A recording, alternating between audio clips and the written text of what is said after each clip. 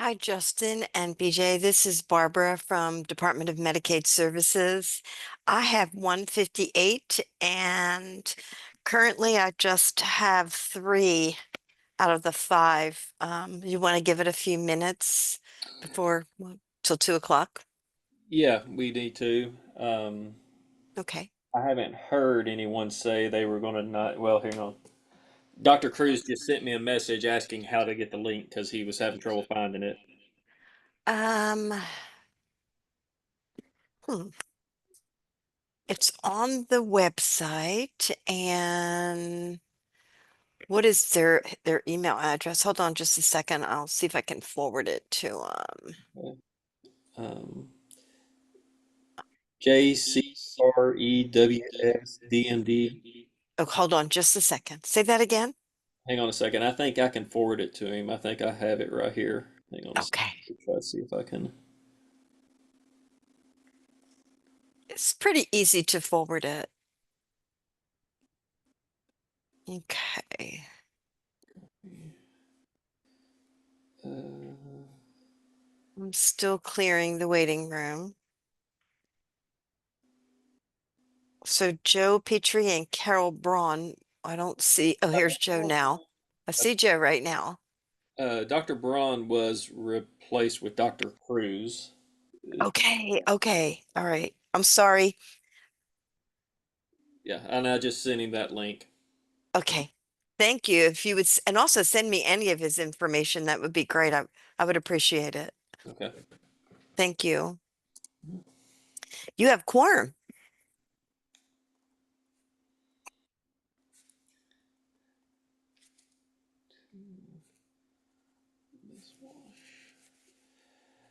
Okay, I'd like to welcome everybody to the dental TAC meeting for 11/14/25. Um, we'll jump into it, and it looks like quorum was established. At this point, we have myself, Dr. Malay, Dr. Petrie looks like here. Yes. Dr. Kalasa is here. Dr. Patel is here, and I don't see Dr. Cruz. However, like I just sent him that information, so hopefully he will be joining us I'll short. let you know as soon as he's on. All right, thank you so much. Hmm. Um, First order of business is to approve minutes from the 8/8/25 meeting. Do we have a motion to approve minutes? Motion. Motion. Uh, Second. Second. Okay. Motion to approve the minutes. All in favor from TAC members? Aye. Aye. So minutes have been I guess any dissent to approving minutes? Hearing none, minutes are approved from the 8/8/25 meeting. And Dr. Cruz is on. Okay. Okay. All right. Dr. Cruz has joined us here. So, any, I guess you would start with any options or opportunity for anyone to speak that is not a TAC member at this time. Any of the representatives that need to address the TAC or has a question for the TAC?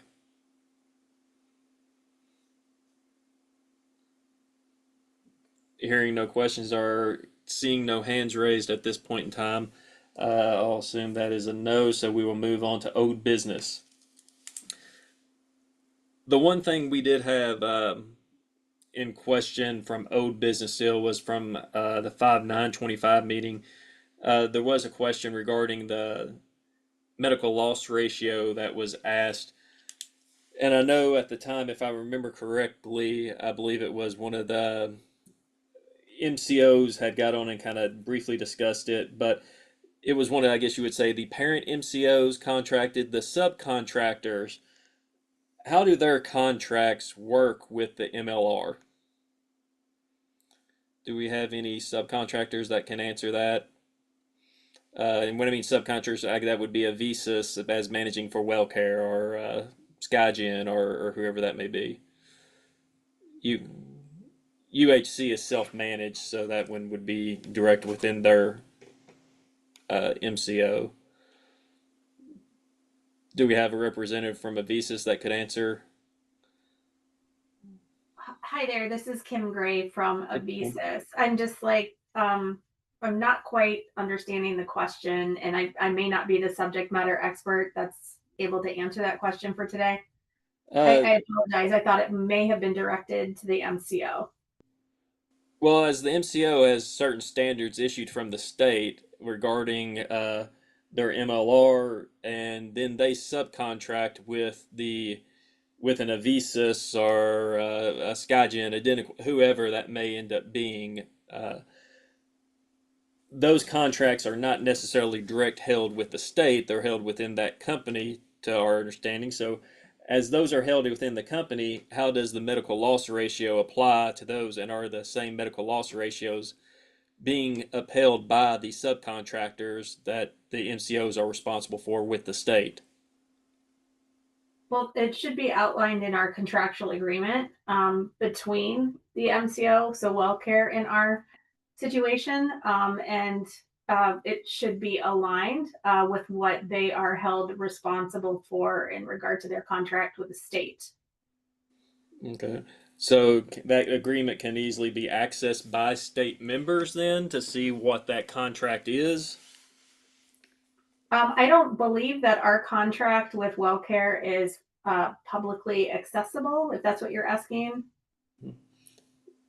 So then is that what you're saying is that, and that's not something that necessarily the state is It has would access be to manage or observe or look at.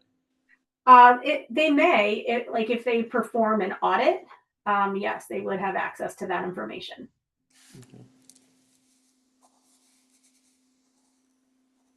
Hi, good afternoon. I Yes. just wanted to jump in really quickly here. My name's Chelsea Agee, and I'm the branch manager of the contract monitoring branch with Yes. DMS and Health Plan Oversight.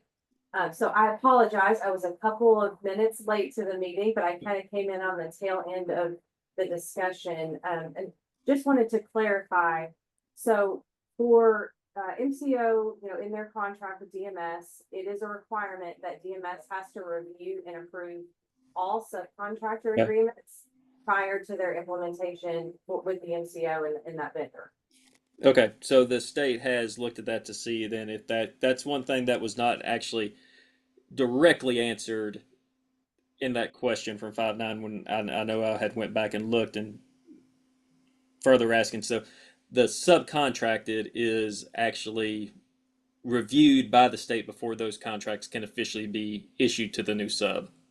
Yes, that is correct. Okay. And if you're, ever curious as to what the requirements that DMS has for the subcontractors, that is outlined in our contract that's on our CHFS website. I can put that link in the chat. Okay. But there is a specific area that is relevant to subcontractor agreements, and it lists all of the regulatory requirements in that section. Okay. Thank you very much. That helps on that because, like I said, at the last, I think there was a little confusion. We had seen that, but it does carry through to the sub, and the state does evaluate the subcontracts. Yes. So, okay. Is there any other questions regarding old business or anything from the TAC that people would like to request or have add? I see that popped up at the bottom, Miss Edge, and it vanished on my screen, so I'll have to go back to look at that. Will that be in the chat? Yes, I just put it in the chat. I think I've sent it to the whole group. Yes. Okay, Uh, there it is. so if you go to that link, if you go to the 2025-2026 mid-year amendment, that is the most up-to-date contract, and you'll be able to see those subcontractor requirements there. Okay. I'll also add that to the follow-up notes. All right. Can Thank I you. just ask a question about that link real quick? Yeah. I don't see Skygen on there anywhere. So Aetna, there's. Are you talking about I'm sorry. This is Dr. Chen from SkyGen. My director, Larry Paul, he was on Teams. I just forwarded him the link to Zoom. He should be joining any minute now. So you're saying that the subcontract through Aetna is what I should look toward for the SkyGen management? So we would not, the link that I provided is the, agreement between DMS and the MCOs. We don't post the subcontractor agreements or anything like that on the CHFS website. So I guess the follow-up question is, are they, since those are not public, is the standard the same as this MCOs? Yes, they're required to uphold the same federal regulation, rules, laws that the MCO is. Okay.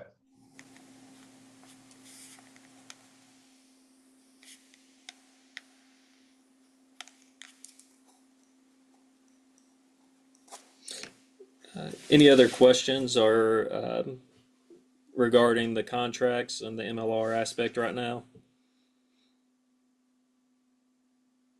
Seeing none, I guess we can, any other old business that we would need to address?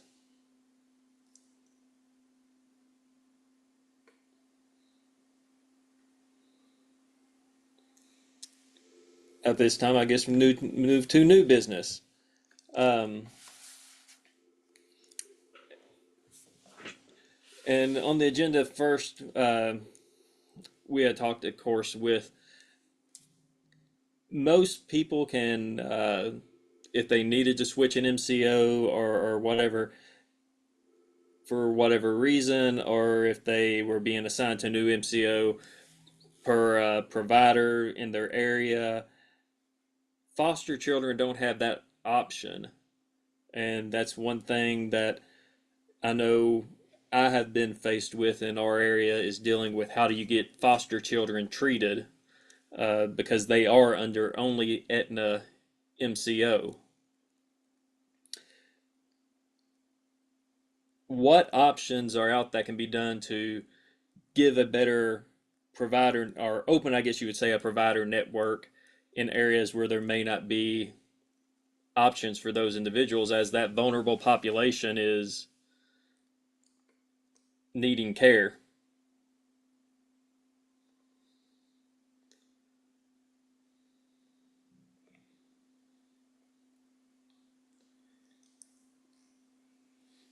I see somebody did post in the chat, foster children can opt out to go to another MCO. However, whenever I talk to any of the foster groups, that's not an option.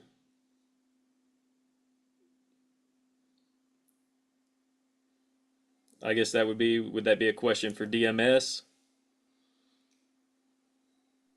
I could take that back to DMS if you would like me to. Yes, because that's what at least case managers are saying, is that they have no choice to opt out if there was a need to be. Okay. Barb, we may need to send that to somebody in eligibility after the call and get an answer back to the group from eligibility. I will do that, Justin. Thank you.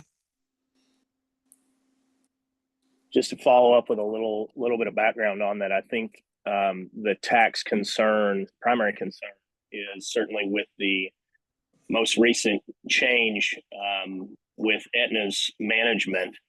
We are fielding significant amount of calls that providers are not sticking with and staying with and going to be covering Aetna as they previously were. This is from general dentists to specialists to all aspects of dentistry. So our concern is that we have a very vulnerable population that will be required, continue to be required, to stay in one specific MCO's group, mandated by the state or created by the state, without an adequate provider network. Now, it appears as though there's an adequate provider network because all providers with Aetna, with the previous management, have been just rolled over. But in actuality, if providers are not seeing patients or not accepting patients with Aetna post October 1, we have an adequate network, and without the ability, from our understanding, for these children and these foster parents to switch to other networks. That's exacerbated by the fact that if you take simply the specialties, let's look at oral surgery. If you have someone in far East Kentucky, then there is no oral surgeon in East Kentucky accepting Aetna or Aetna patients at this time. Then the only option is for the foster parent to take that child to Lexington, to the university, and that's in many cases not even an option for them. So as a TAC, we're concerned of the ability to receive care simply because of a decision to change who's managing for Aetna, but on top of that level, all of foster children being required to be in the Aetna network.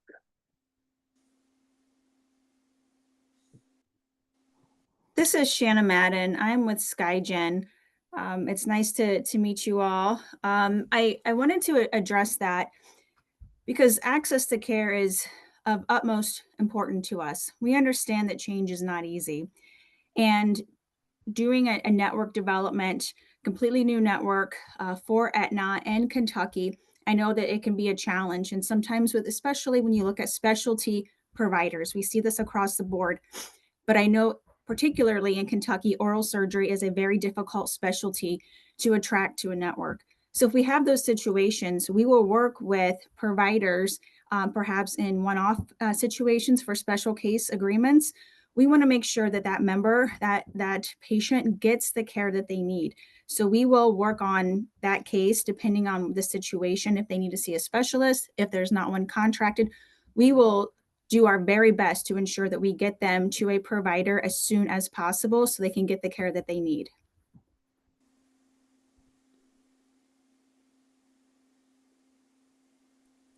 And this is Justin Derringer, Director for the Division of Healthcare Policy, Department for Medicaid Services. I'll apologize for not having my camera on. I'm currently on vacation. But I just want to let you all know Medicaid understands your concern, and we'll make sure to take your concerns and question back to eligibility division and get a response back to the group.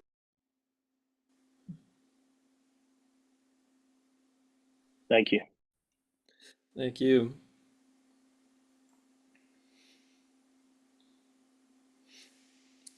And so now, Mr. Derringer, is there a good email or time period I should follow up with you on that for the TAC?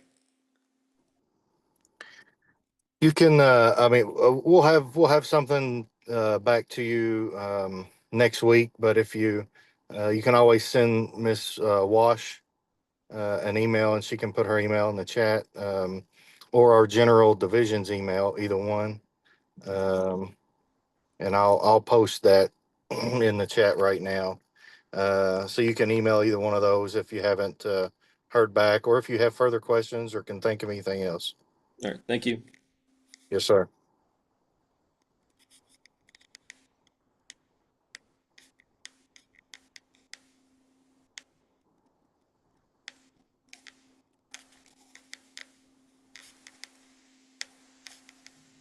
I'd be happy to bring that back.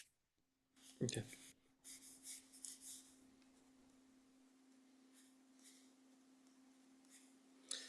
And I apologize for writing. I'm just writing it down so I can keep it on my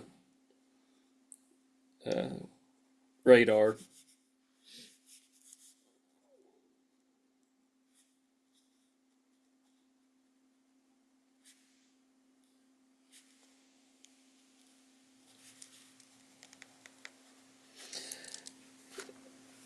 And I know some other things that, of course, happen in going into down coding of procedures off fee schedules that are specifically on fee schedules. We've had that going on with some instances that have been reported. Dr. Kalasa, I think you had Sure. Kind of in piggyback to what the SkyGen representative has said, as a practice that tries to, take all of the MCOs and try to, get as many people as possible. We did opt into SkyGen and Anthem and some things, part of this is growing pains, I understand that, but a couple things. I've had some other oral surgeons reach out. One of the things was that they were downcoding Panorexes, which is obviously oral surgery that's pretty much standard, to PA series. And when questioned about it, they said it was more cost efficient for them. And I have a reference number on that. I think that's probably someone very new. I was a little surprised that that was actually said. But we have appealed those. But that's a totally separate study.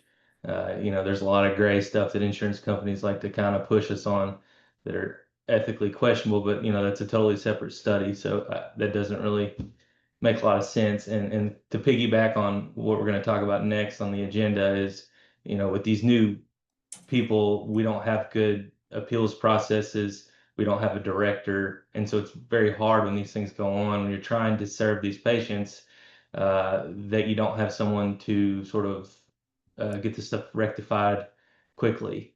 And so the other thing that was reported to me by a couple oral surgeons who has also opted in was that specifically on full mouth extraction cases, if the dentist bills for the denture ahead of the extractions, Dr. Wagner, a good friend of mine, good Medicaid provider out there in Western Kentucky, he was not reimbursed for the extractions through Aetna because the dentist had billed for the denture ahead of time. That may be a problem with the system, but obviously this is something that we don't have a contact with, and so it's very difficult to get these things fixed at this point. So this is Shanna Madden with SkyGen. Again, I just turned on my camera. So yeah, with the downcoding question, we are investigating that right now. We are working on an official response to Aetna on that. So we'll have more detail as soon as we can get to the root of that. So and also with the contacts for the SkyGen team on the call here, we also have Dr. Larry Paul. He's our Chief Dental Officer. Dr. Paul, would you mind please speaking a little bit about contacting us and working with you and Dr. Tran? Yeah, and I apologize. I had the Zoom link was just not working for me, so I was late. My apologies. Yeah, I mean we're in the initial stages of the transition of the program, and obviously with any transition, we anticipate some hiccups. We want to be able to get to them as expeditiously as possible. So I would say on any sort of ad hoc scenario, I would recommend contacting Dr. Tran, who's really our lead consultant there now in Kentucky. And he'll be happy to be able to address those individual issues.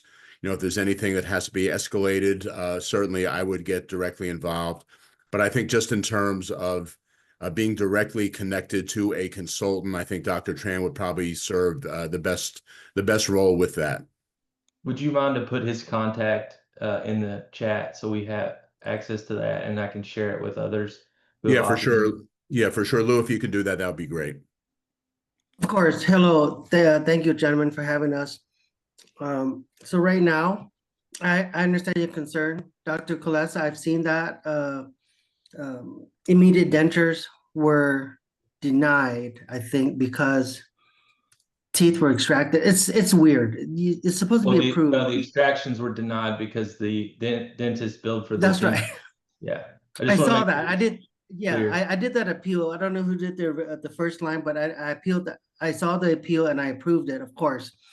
But I will, during this transition, give you my cell phone. Any of your provider have any concern, they can reach out to me directly and I will immediately address it or answer within 24 hours. They're not going to be waiting for a long time for an answer. Perfect. Does that help alleviate some of the concern? Absolutely. I think that's, that part of this with so many different MCOs and the shifts is like, making sure we have a contact. A lot of these people are old hat here in the state with providing Medicaid, and it's like, having to redo this every time and find the director That's right. who we appeal to, and just want to make sure that that's transparent for the providers. Of course, it's growing pains. We have a director, a local Kentuckian he's is on board, going onboarding process right now. But I have 33 years clinical experience, military service, seen it all, done it all, and I understand what the providers are trying to achieve. And this is a population that is underserved. And if they don't do it, who's going to do it, right? So I understand that, and it's important that we serve the public because at some of these other meetings in the past, dentists like, let's make it. We don't want it. Okay, then do you want it? No, you don't. So let's not judge these providers who are providing care under difficult situations. And we're doing our best to get things approved. Even if the written narrative's not there, I can see the X-ray. They need that procedure. So I think outside the box, so they don't have to worry about that. We'll make it as easy as we can for everybody. Listen, I'm a dentist by training. I don't work in people's mouths anymore. I have the ultimate respect for the dentists that are serving the Medicaid population. There are inherent challenges to that. So just in terms of this administrative transition, 100%, we are committed to making it as easy and as pain-free as we possibly can for everybody. Thank you. I was going to say, that contact information, Dr. Tran, how would be the best way to get that? Or can you post it in the chat? I can do that. Thank you. I mean, it's my cell phone. They can call, leave messages. Obviously, I would return it. Now, I'm new to tech. So in the chat, just type in my number. Yeah, and Shanna can help out with that, Lou. We can make sure. We can make Or sure your email. Yeah, your email's Email's fine as well. Yeah, we'll get that over to you. You will have all my contact.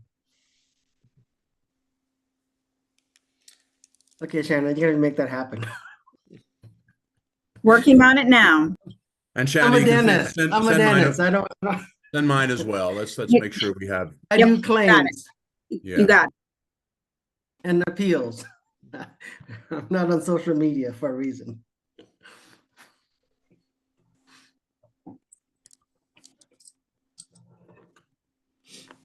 Okay. Perfect. And that kind of enters and feeds into the next topic as we're discussing: lack of dental directors, lack of appeals process, claim reviewers.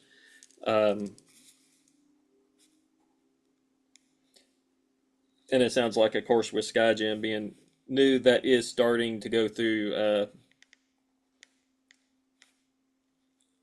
I guess, being rectified, getting people involved in those positions. Yeah, I mean, we should have a full contingent and certainly an adequate enough contingent of dental reviewers, of dental consultants. In terms of the dental director, we will have an outstanding local dentist whom many of you probably know already. Just there's an onboarding process that takes place.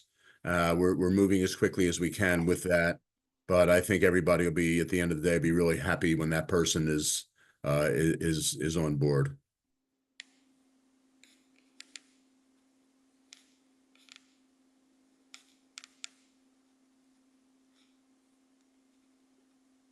That's great.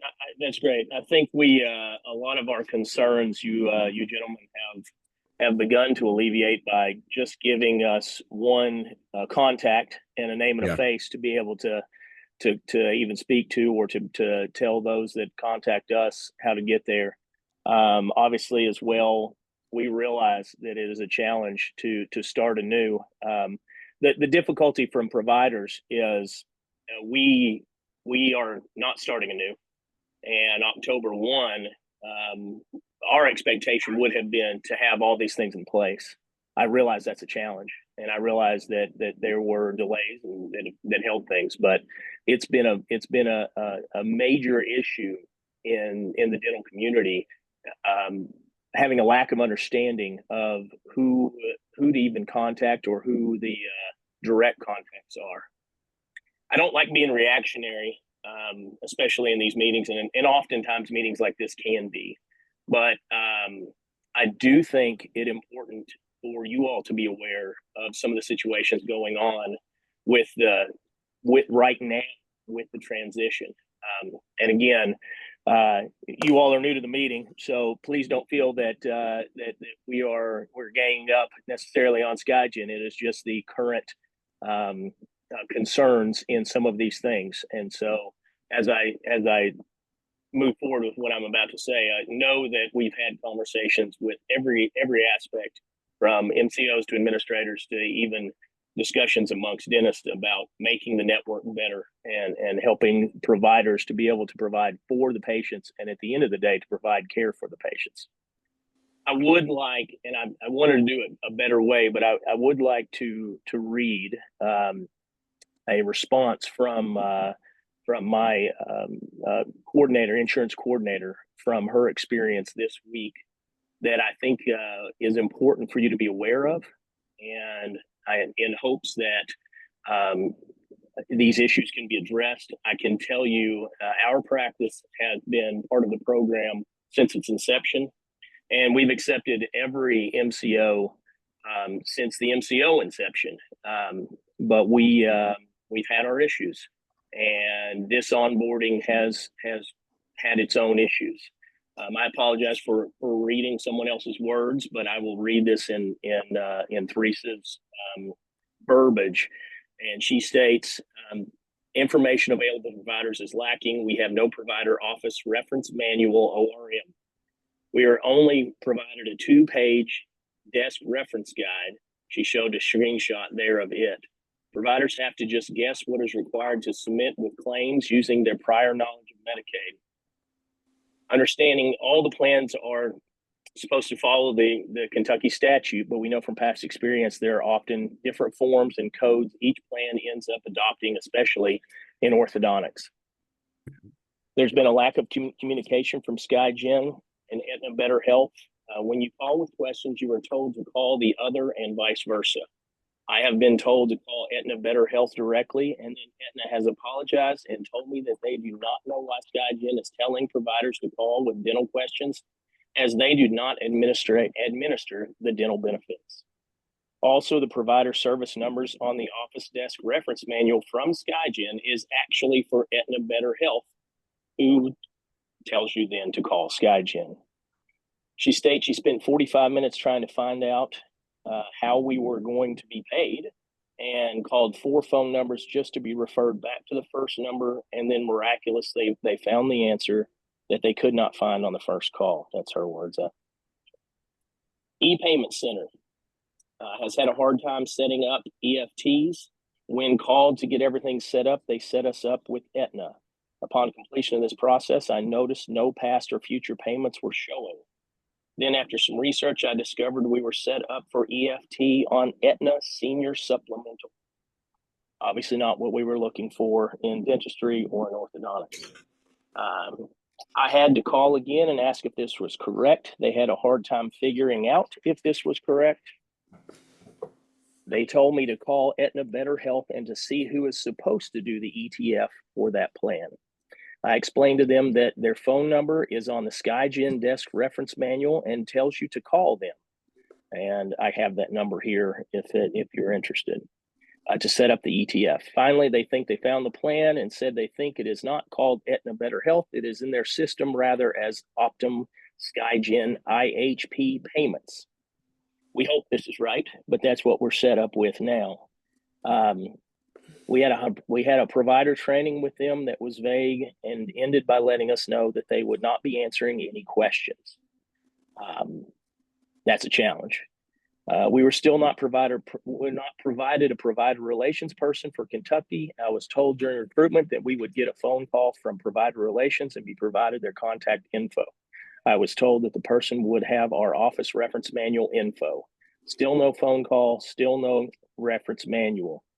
All other plans have provided provider relations personnel and their contact info in case you have issues that are above general provider inquiries. Being the SkyGen is unable to answer plan-specific questions, not having a contact is a challenge. Now, that again is an employee of mine who I have a lot of respect for, but I think new network, new challenges. But October 1st, we started seeing patients under this plan. Since October 1st, we have had no contact, no ability to even have a contact. And the contact numbers we have bounce us back and forth without answers.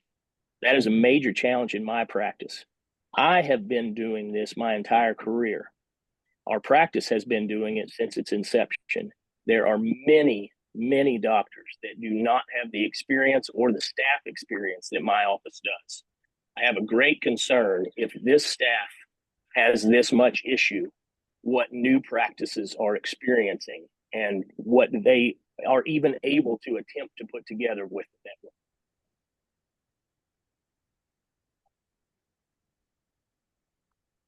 Yeah, that's a lot, and it dismays me to hear this, and I feel your frustration. I really do. Yes, and Yeah. I'm sorry that that was your team's first experience with us.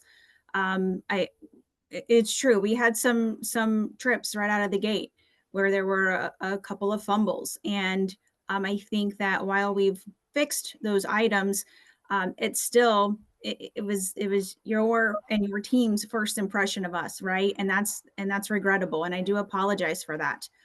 I will give you my personal email. I am responsible for the relationship between Skygen and Aetna. So contracting, making sure that we're doing everything that we're supposed to be doing from not only a regulatory standpoint, but also from a contract standpoint. That is my responsibility. So I would be happy to provide my contact information to you so that you and your team never have to go through that again. I realize that there is a larger systemic concern here. It's not just you, right?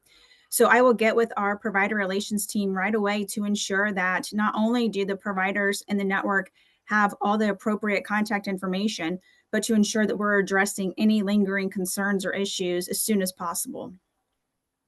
Thank you, and I appreciate your all's response. And I want you to understand that it is we all know that this is new, and we stumbled too.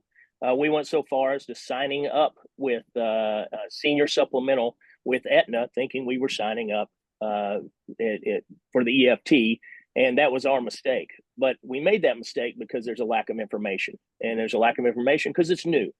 But again, we're 6 weeks in, and patients are being treated. And I have a great concern for all of the practices that have the same questions, concerns that we do. Absolutely. I share your concerns and I greatly appreciate the feedback. We're not going to get better unless we get honest and open feedback. And that's what's going to make us better. We're going to be better tomorrow than we are today. And I commit to you that we will get on top of this right away and ensure that we're closing those gaps. That's all we can ask. Thank you very much. Sure.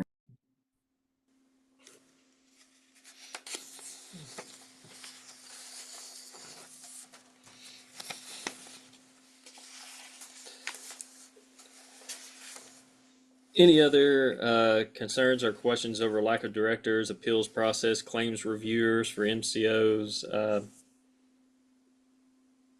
that topic section?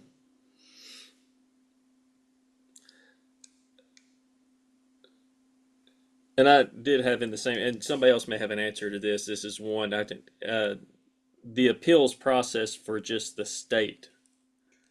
I know the last email I had, and I actually called the representatives and the provider relations line, and the email they gave me was incorrect and kicked back. So I didn't know if anybody else had one for just regular fee-for-service DMS Medicaid, a contact for the appeals process. Yes, sir. This is Justin Derringer. We do have a contact for that. I will send you that right after this meeting. Okay.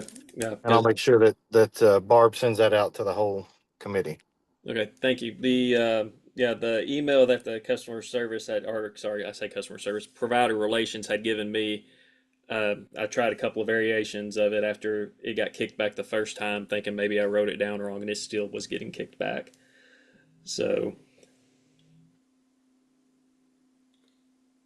any other TAC members, Dr. Cruz, Dr. Patel, Dr. Kalasa, any issues or things to add regarding the MCOs, the appeals process claims you've run into? I think Joe summarized it pretty well. I think the point is we just want this to not be so complex, just a contact and then a response. You know, all the people in here are pretty old hat with this stuff, and so we're used to it. But you know, if I'm trying to encourage new providers and say, hey, this is, you know, we want to care for our Medicaid patients. These, you know, it's not too bad to sign up. It's easy. You know, what I'm not going to do is be a liar. And so I guess that's my goal with this is if as a specialist, if I want to try to convince these people to stay in network or to give it a shot, you know, I want to be able to, you know, I don't want a call back saying I'm not sending you anything ever again after this. And so I guess that's the goal with everything is, you know, just communication, transparency, and then, you know, feeling confident that I can recommend this for other providers is, you know, as we try to expand the network as best we can. So I think Dr. Petrie summarized it better than I ever could. Can I add something? We are, as an office, having a little concern with our third party, which we use Vine through EagleSoft, and being able to submit claims. I'm not sure if anybody else is running that issue, but as of right now, we have not submitted a claim to Aetna for any patient we've seen since October 1st.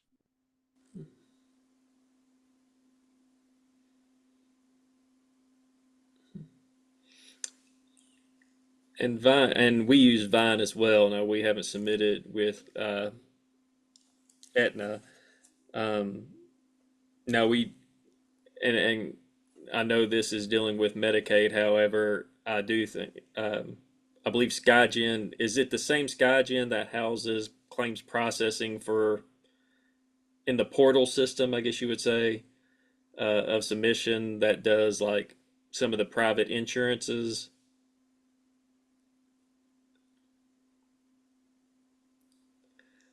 I don't know if that's the same kind of web portal access or not. Does anybody from SkyGen know? I'm sorry, I'm not following the concern or the question. Well, my question is, and I think Dr. Cruz's question was, I think his claim processing software is not linking to SkyGen. Okay. And if I'm incorrect, Dr. Cruz, please correct me. But I know. No, that's correct, BJ. Okay. I know we use the same processing system, and I do know that there are some private insurances that use Optum SkyGen parent company, and I did not know if that's the same portal system that would be operating through the Medicaid system for SkyGen. I'm not familiar with that. I put my email in the chat. I believe you said it was Dr. Cruz. If you wouldn't mind, you can shoot me an email and I'd be happy to get you pointed in the right direction. I unfortunately don't have the answer to that right now. Okay, thanks. Thank you.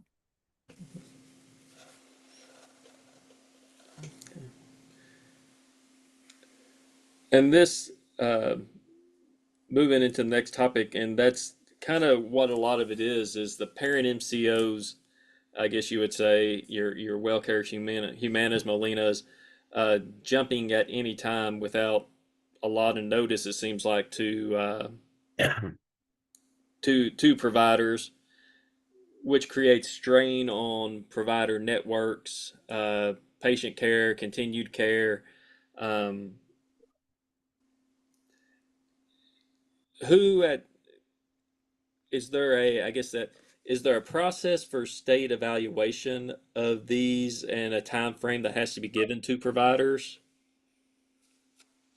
It often seems like it's very abrupt. Now, it may be sent out in certain time periods or something, but who's really, I guess you'd say, overseeing a lot of these changes to make sure providers are aware?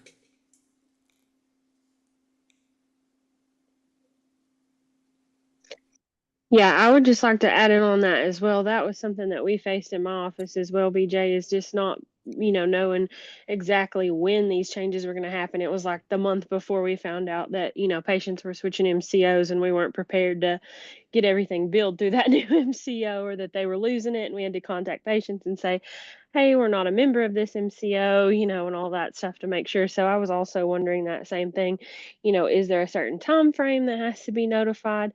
And also is there something that is reported to the state for that as well, just so we know how long, when those contracts come up?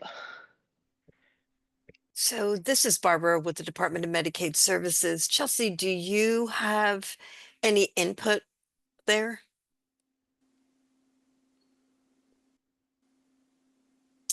Hey, good afternoon. Sorry about that.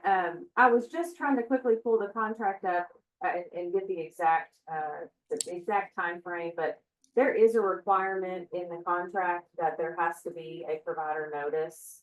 I was thinking it was 30 days, but I want to double check. It might be 60. So let me take that back so I can get the exact days for you.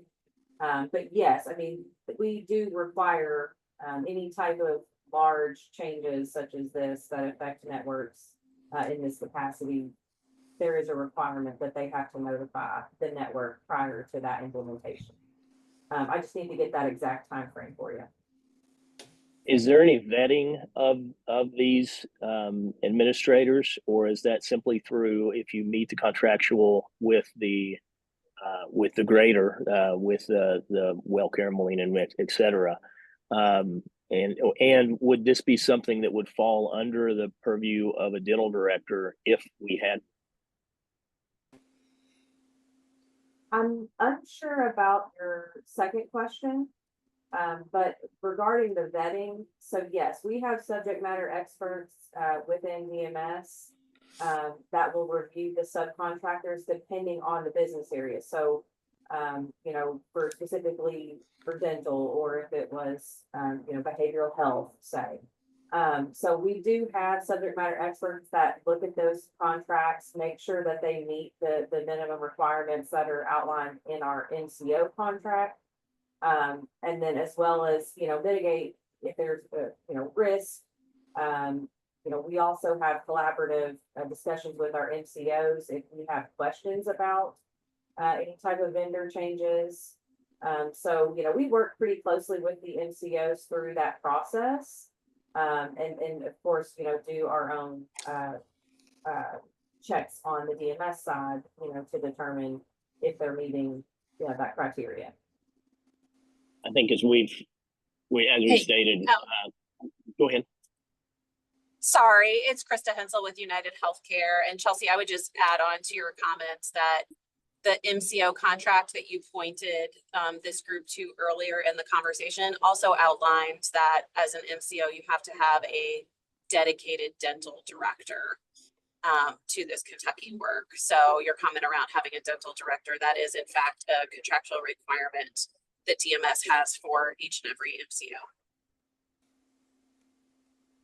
Thank you. And most of you, I think, know probably Dr. Rich, who's our dental director for United Healthcare. If you guys ever need anything, he's an amazing resource.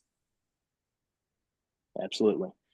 I think it, not to belabor the point, but I think some of our concerns for the foster children and also stem from some of this change. And it's new with SkyGen, but we've weathered storms with Kentucky Spirit and others that have made challenges and have made it difficult for us to have an adequate network. Again, if we look at the network, because providers were rolled over because they're Aetna, and they're still Aetna, it seems as though there's an adequate network, and it seems on paper that we don't have an adequate network in general. We know that. The CMO of WellCare testified to that at the Moab on Wednesday. You guys know that. But on top of that, the smoke and mirror of a network is that right now we have one with Aetna. And yet, as a provider who is referring patients for all aspects of dentistry, except for orthodontics. They stay with me for that. But from oral surgery to general dentistry to periodontics, all kinds of treatment that we refer to, we have a vacuum of providers for Aetna since October 1. Now, some of that simply may be because of the issues in the transition and being able to understand, but much of it seems to be from previous experience, and especially our oral surgeons are not wanting to be in network. Now, I will say that on this TAC meeting are providers that are working diligently to maintain Aetna patients, to treat Aetna patients, and to work with SkyGen in doing so. But our concern is this change was made, somebody vetted it, but the vetting did not include what is actually happening with the network and whether people will seek care. We currently have patients that are being told in the vernacular of the dentist, we no longer accept that insurance. You'll need to find another provider. Now, if it is a provider that is readily accessible, you're still 3 to 6 months to get a patient in. If it is an Aetna provider, I at this moment, I don't know where to send parents, patients, foster parents. I don't know where to send people. If we're waiting 6 months to get into UK because they're the only people that from Far East Kentucky we can send patients, these are patients in pain. To be frank, and I should have said it to Moab, but if I'm sending someone for pathology, let's conceptualize what can happen in a cancer of the jaw in 6 months because we just don't have an adequate network. We started this October 1. We're 6 weeks in, and we still have these serious concerns. I'm not sure the fix, but I do know that whatever our vet was and whatever our decision to vet and go forward should have made a better look to see if there was going to be an adequate network, one, but two, should require that the onboarding, and I don't know if this is through the MCO or if this is through DMS, but whoever is managing it has things in place to run a system, which quite frankly, as has been admitted and discussed here, is not yet in place. I appreciate the effort to bring it on forth and the difficulty of it, but we have patients that are in dire need that cannot be seen because of this change and a 30 to 60 day notice. Hi, Dr. Petrie. This is Angie Parker. I'm the Director of Quality and Population Health. And I just want you to know that we do hear you, and we do want to make sure that there are access, and we hear your concerns with this transition. It sounds like SkyGen is very much willing to help you with that. Unfortunately, we can't go back now, and we can only move forward to make sure that your patients, our Medicaid enrollees, are getting the care that they need. And whatever we can do, Chelsea's group with the contract monitoring branch has oversight. If there are particular complaints or issues that you are having with any of the members and trying to find assistance with, we are more than happy to help with that. And you can have my email address as well. I can, I'm more, because we, as you said, we do know that there is a inadequate access for dentists in the state of Kentucky. And we are working to identify those dental deserts and how we can improve in those areas and help each other, and making sure that our Medicaid enrollees do receive the dental care that they need timely. Thank you. And we certainly appreciate that. And we appreciate DMS's work. We appreciate the MCO's work, and we appreciate the administrators' work. And SkyGen, it is a challenge. And I know you guys have a lot on your plate. My concern, though, is that the network that is apparently there is really not there. It's when you. And we are evaluating, just as an FYI, Dr. Peter, didn't mean to interrupt, but we are looking at the dental network as a whole, not just SkyGen. So this is, but all MCOs, drilling down on that. And obviously, we want to make sure, regardless of the dental subcontractor with any of the MCOs, that our members are able to obtain timely dental care. And we know that that's a challenge. I can apologize regarding the issues that you have with this transition with Aetna. And it is typically 30 days when those changes do occur, that they are to notify the members and the providers of any significant changes. It is 30 days, and I know that really may not seem like a lot of time. I can understand that.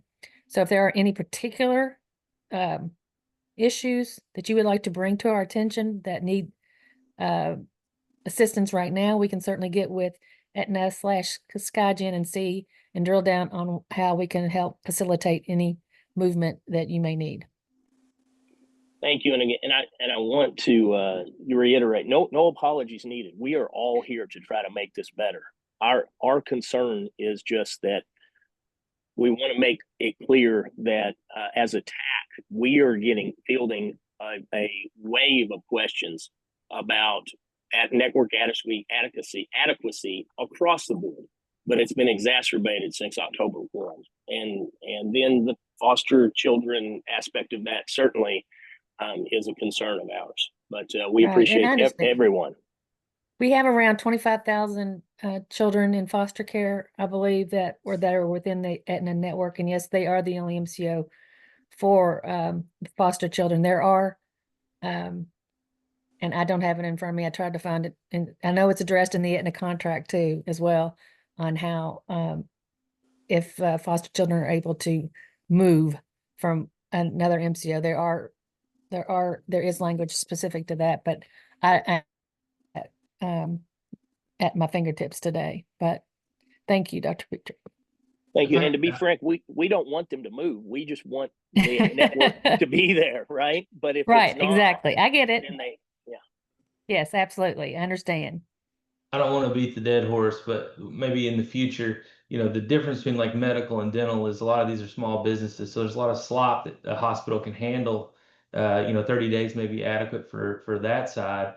But, as someone who manages this myself and, pays my employees, et cetera, like maybe a 60 to 90-day lead time as opposed to 30, and then, maybe a little bit of onus on the state to make sure these things that they're contractually obligated to do, as in having a dental director, are in place before allowing them to start. And I guess that would be what we could improve on going forward, is more lead time in the contract. I mean, I'd like, what's the harm in 90 days to allow this transition and probably get more people to transition with that. And then secondly, to make sure that they're fulfilling their obligation in the contract, as Krista mentioned that on the link, if they're contractually obligated to have one and they're not meeting that contractual obligation, then that's a problem. Yes. And we're held to those standards. If I don't do something right, if I don't code this right or just right, they're sure as heck going to take money away. So, I would expect those to be held to the same standard that we are. So that's just for the future. What can we do different, and, not belabor this any longer. But next time, if there is a next time this comes around, those are things that I would suggest would be helpful. Well, we appreciate your candor and your input. Piggybacking on some of that as well. I mean, I know in the past you've always had to sign 2 recredentialing agreements and recredential with multiple groups with the sub and the parent company. So, during that process, if you never credentialed with Skygen, and I know this does seem like it's picking on Skygen, that's just because of the transition at this time. 30 days is not a lot of time to go, oh, I need to recredential with this company and get your credentialing packet in. Yeah, and don't quote me, but I believe there is a little bit longer period for the credentialing process. But I think I'm pretty sure it's longer than 30 days, but don't quote me on that. Because yeah, for providers to credential, it takes some time. So.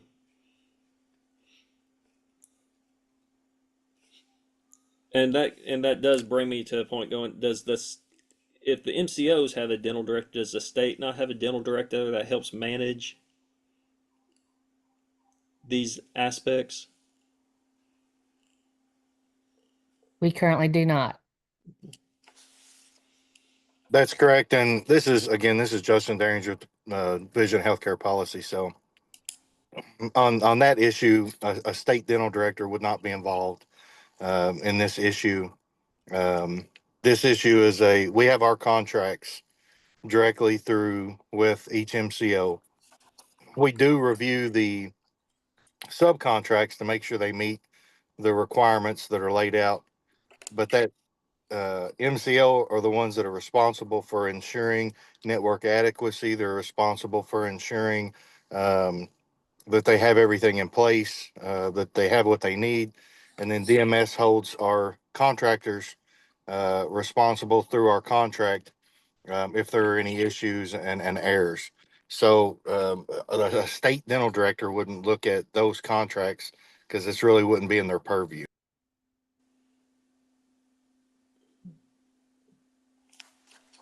Network adequacy, though, is determined by the MCO's own review of their network adequacy. Is that what you're saying, Joe?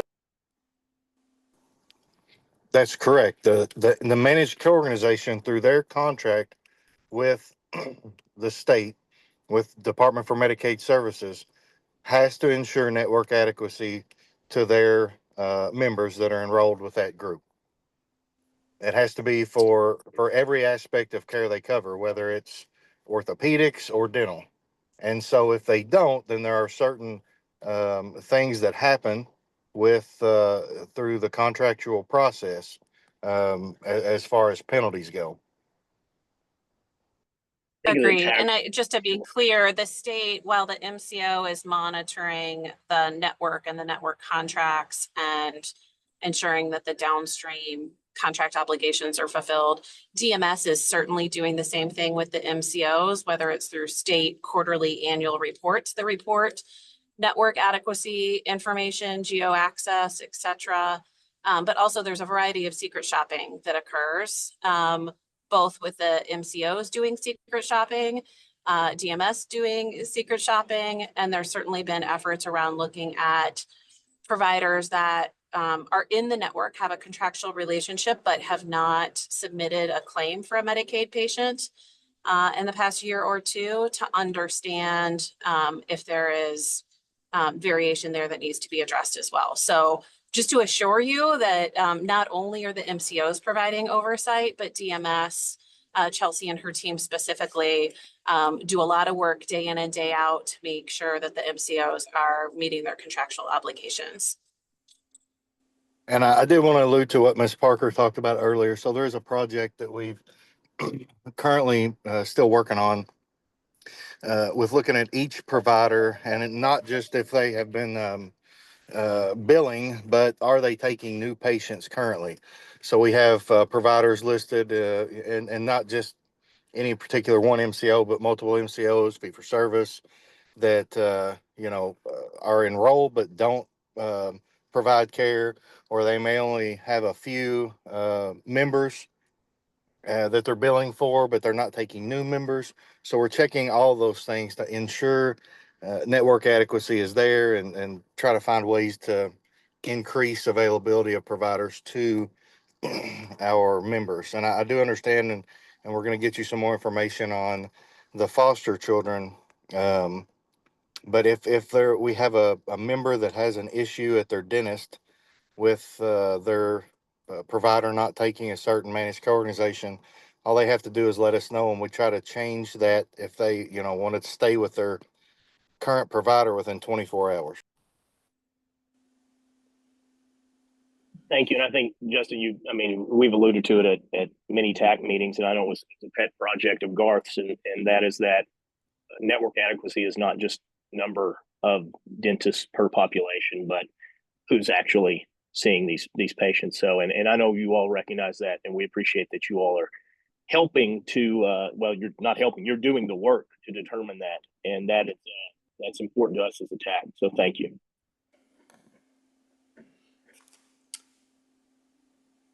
And that's going into kind of our next topic that was we always want to talk about network adequacy, and you know, one of the things to look at, and it's oftentimes a touchy subject, but reality of small businesses versus hospitals is that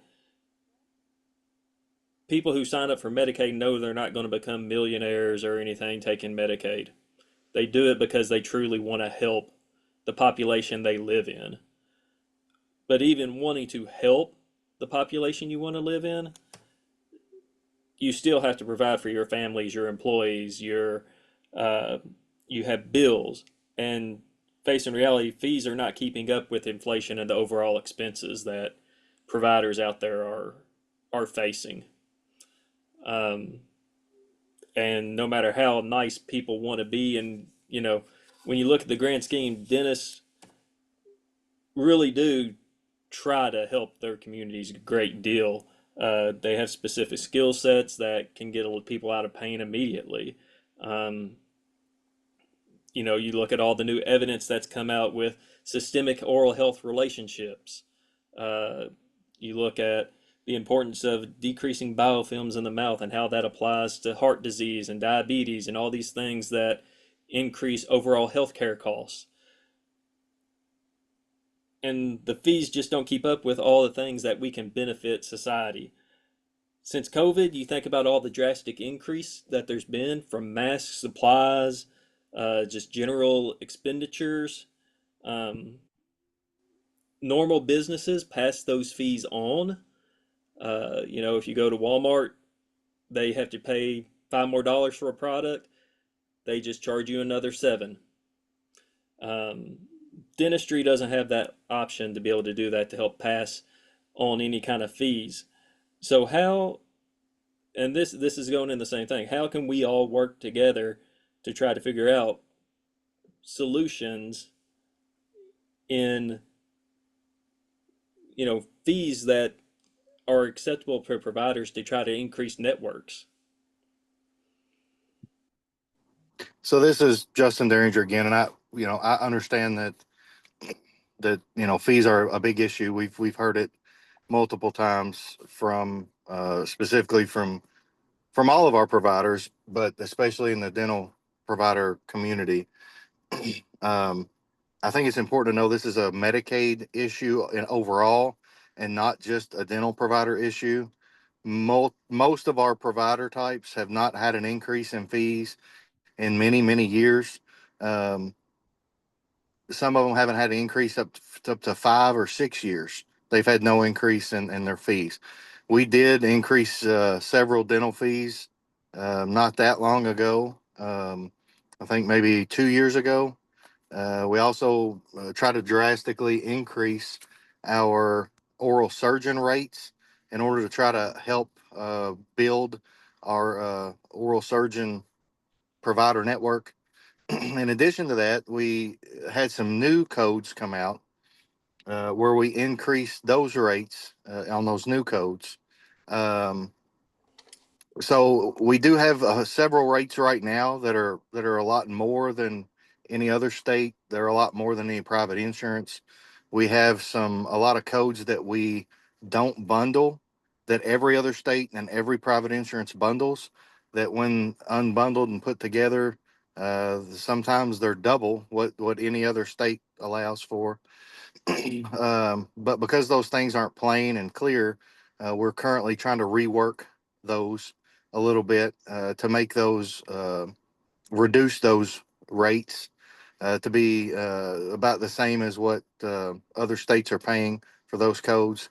Bundle those things together like other states do, so that and whatever savings we can get there, add to some of our codes that are lower, so that it makes more sense when people compare codes to codes. So we are working on a project to be able to do that. But as again, like I said, overall, a lot of our providers have had zero increases. And so it is a 100% funding issue. Your legislators determine how much funding that we get for Medicaid. And so I encourage you to, ask for more funding from your legislature for us so that we can increase the budget specifically for increases in fee schedules. We can't increase those fee schedules if we don't have the money to do it. So I think that's kind of where we are. We're dependent on that budget. In the meantime, we're trying hard to reduce burden for you all, provider burden, and increase services that add codes, do some things that will help you all. Um, and again, with the rate project, the rates that we way overpay for, and believe it, we hear it from our MCO medical directors, trying to bring those back to normal and maybe increase some of the other rates that are a little lower so that it looks, more normal on paper. But we're doing the best we can with the budget we have, and that's kind of where we're at with the budget. Is we need to have some more money allocated from our state funding to be able to increase those things. Yeah, can I We- just pile on for just a second? And especially coming off of Moab earlier this week, I want to demystify something a bit as well. And that is the compensation then going through MCOs. So Justin articulated the fee schedule. When the rates are set to pay to MCOs, those capitation payments are made on a monthly basis. Actuaries set those rates based on the fee schedule of the state. So it's based on historical utilization times the fee schedule from DMS of those various codes. And that creates the baseline that actuaries then do their modeling of what's going to change going forward. But the basis of it is, in fact, that DMS fee schedule as well. I would also just highlight, I think one of the reasons Moab was generated is, everybody across the Commonwealth, I think, is concerned about the budget pressure cuts that Medicaid will experience in the coming years after the One Big Beautiful Bill was signed into law on July 4th. And so more money is not magically coming from DC, and I'm not sure where it will come from in the state budget either. I do think it's going to take groups like this working in partnership across DMS, across the dental community, and across the MCOs and our dental providers to figure out where might we find efficiencies, because I think most of us get into this business because we have a passion for helping people live healthier lives and caring for those that are the most vulnerable in our communities. And that is a real challenge. We are going into a budget pressured environment. And I don't think there's a magic pot of money sitting either at DMS in their budget or certainly in the MCOs based on our capitation rates and some real underfunding we had in the plan last year as well. So again, I'm happy to put my contact information in chat as well if folks are confused around how the dollars flow or how actuarial rates are set or any of those real nerdy things. I'm happy to do my best to demystify that so that we can get on the same page on the fact base and figure out how we pull in the same direction together. I think we appreciate that. I think though when we want to talk about these things, we also need to factor in a couple things. One of which is, and Justin, you're right. There's been a number of providers across medicine and dentistry that have not had major swings. The majority of medicine, though, correct me if I'm wrong, is tied to an inflationary act that allows those fees to move as Medicare moves.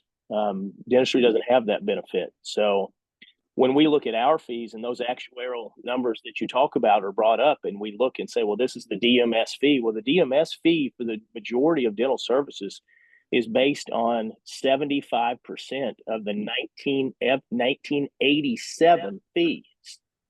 So 75, and it was in 1997 that was done. So the fees that we're looking at for the majority of our things in 2025 were what was determined to be 75% of a fee 28 years ago. So there's no question why this is a problem. There's no question why there's network inadequacies. from a straight financial aspect, there's no question why providers are struggling to be able to treat the population because they simply can't afford to.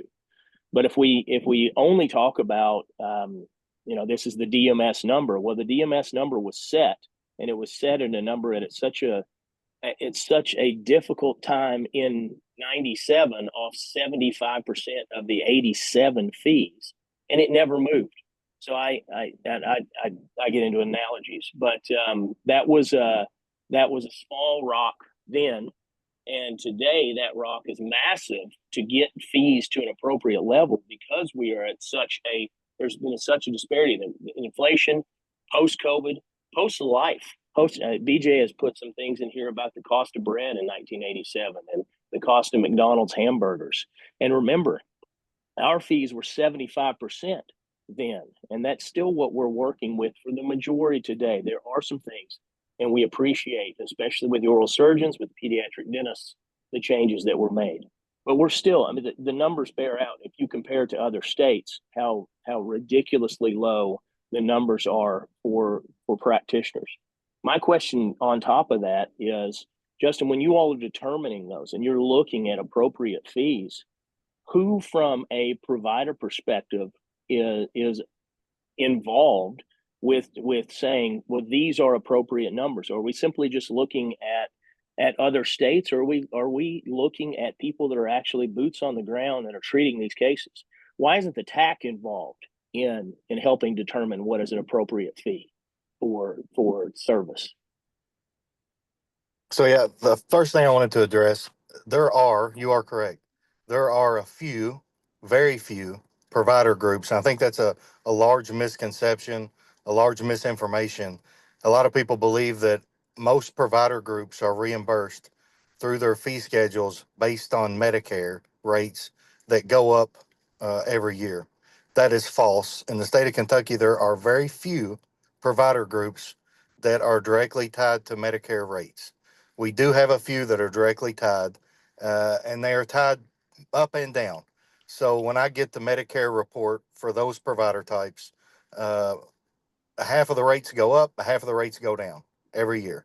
I'm sure over a 10, 20-year span, those rates generally gravitate up. But there are only a very few. Most of the provider groups, we have about 60 provider groups in the state of Kentucky. Most of those provider groups are not tied directly to Medicare. So an example with that would be our largest provider group, which is the largest fee schedule, which is the physician's fee schedule. One of the provider groups that I mentioned earlier is not having an increase in fees within the last 5 years or so or more. And so, it's not just dentists. I agree it's a problem, it's an issue, but it's not a unique one to this provider type or provider group. You keep saying and 5 years though, Justin. I'm sorry to interrupt. You keep saying 5 years, like that's a long time for a group of physicians to not have change in fees. Since the MCOs came on board, what we received was a 10% cut. So, and that's been a little bit more than 5 years, and 97 is quite a long way from 5 years, and 75% of the 87 fee. I mean, that's getting to be numbers that it's insane. And then when you see reports from the KDA talking about things such as review on cost to treat a single filling being and comparing that to the DMS fee, in that providers are doing that in up to a 50% loss by doing the treatment. You have providers out there that are subsidizing with private patients to subsidize being able to treat a Medicaid population. We're all doing that. We're doing that because we want to treat these people. But in that same time, I mean, it's not sustainable, because at the end of the day, as Justin said, we all are businesses. We're not major hospitals. We're not a pro bono organizations. That 75% of 87 fees, 75% of the 1987 fees is still the majority of our DMS fee structure. And that is just not cutting it to bring new providers on or to keep the good providers that we have still on. And I know specifically for me, one thing that directly affects me are like, and most of the general dentists that I've spoken to are those restorative codes. Like those for a fact have not been raised since those fees. And those fees were adopted when I was 4. So I think about that. Like I was 4 years old when these fees were accepted. And I've been in practice 5 years now. And it's just completely not, I'm not able to, let alone break even. I lose money every single time I do a filling, which is the majority of my practice. And Justin, what's the resistance from DMS to raise the fee schedule? I mean, it just seems like this persistent issue where, you know what the problem is. It sounds like all these other people base it off that. What's to stop you from raising the fee schedule to be at least consistent with our surrounding states? You talked about those expanded services. No, I have tried and tried and tried to find who was communicated with in that situation. If I never placed another Medicaid dental implant so that general dentists could do restorative work, I'd be great with that. Matter of fact, I don't know that I've placed but one. Uh, and so, how much of those expanded codes are being utilized, and should they even have been expanded versus taking, Medicaid is trying to treat disease. And so, an implant doesn't treat disease, and I stand to lose here, right?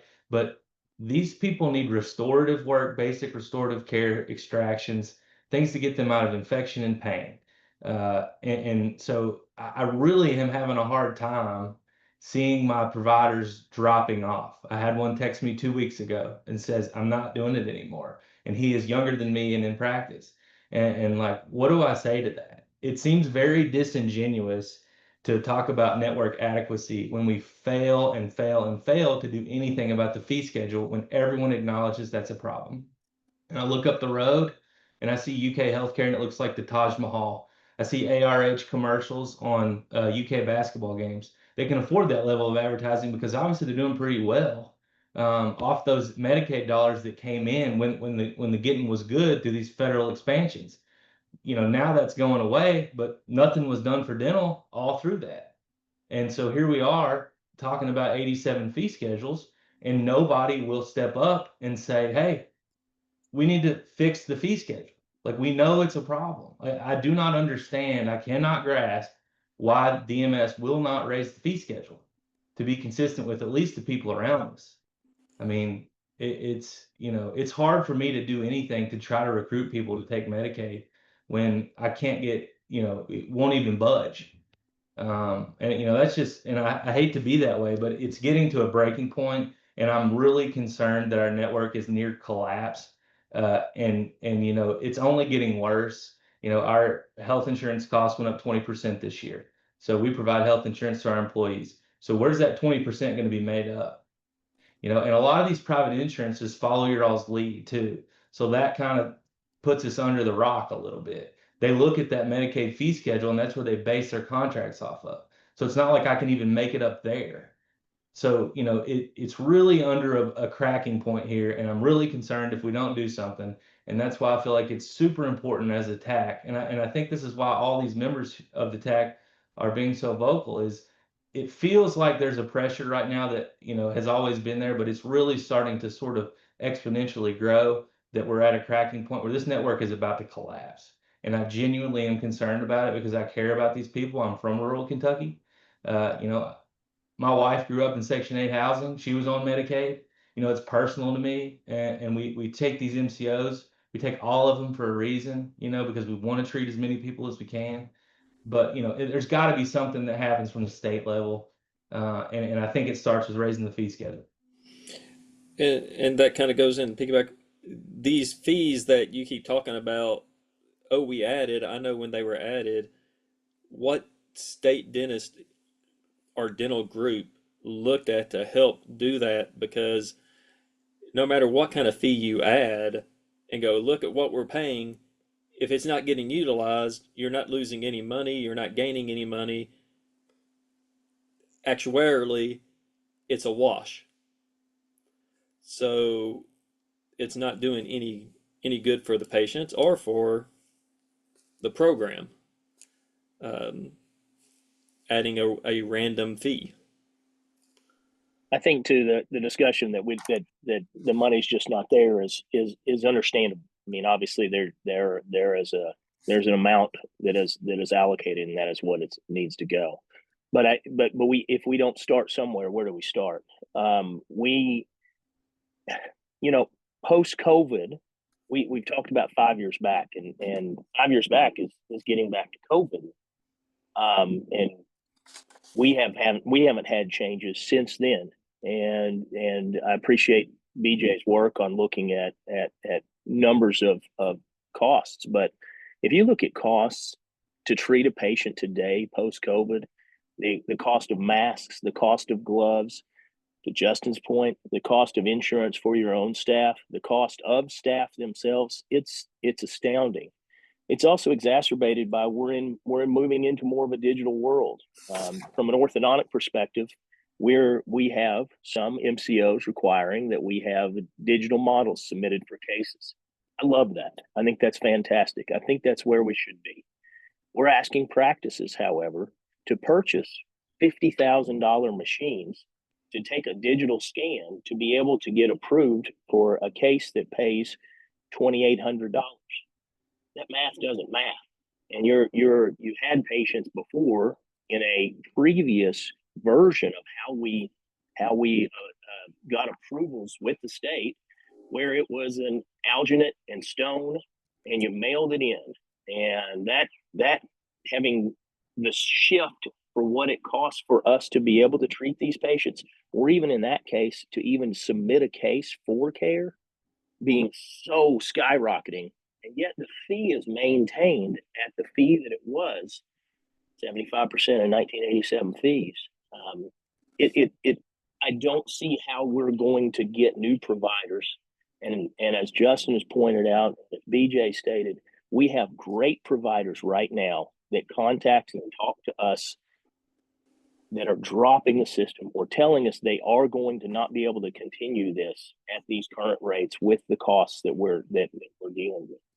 And I know we're all in a pickle with it, but I think we as a TAC are wanting to try to get them to continue this conversation, because this is the only fix to try to get a better network is to have an adequate fee schedule, which we do not have. And cherry picking small things are good, but that all ships rise with the rising tide. We've got to make a wholesale change that brings dentistry up to where it should be.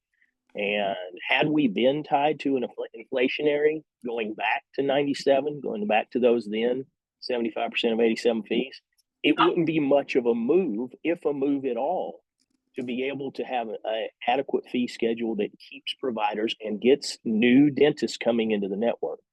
But where it hasn't moved in so long, much longer than the 5 years for the physicians, we have a big boulder to push to try to bring that from those fees that we've all been struggling with, that now in 2025 just really don't function. So my question is, why would you have a group of individuals in the TAC that are dealing with generalists, specialists in multi-fields, specialists, pediatrics, oral surgery, orthodontics, encompassing all aspects of dentistry? Why would you not seek some guidance from those individuals in what fees should be raised, what would be acceptable fee schedules?